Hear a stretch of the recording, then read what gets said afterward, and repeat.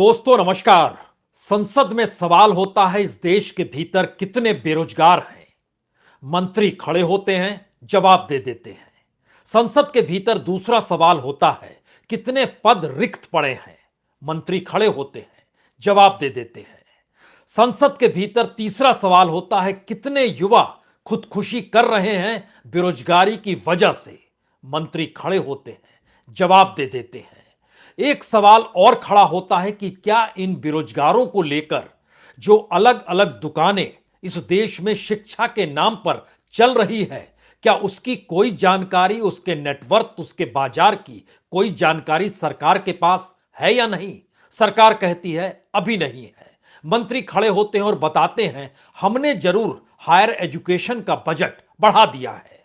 इसके बाद एक और सांसद खड़े होते हैं और पूछते हैं सरकार से कितने बच्चे हैं जो शिक्षा के लेकर देश को छोड़कर चले गए, क्या कोई संख्या है।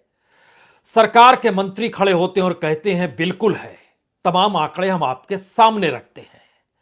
फिर सवाल खड़ा होता है कि इस देश के भीतर जितने भी रिक्त पद हैं, क्या उन्हें भर देने की स्थिति में सरकार है या नहीं है, वजह क्या है। सरकार कहती है कुछ वजह बड़ी है, लेकिन पैसा भी होना चाहिए।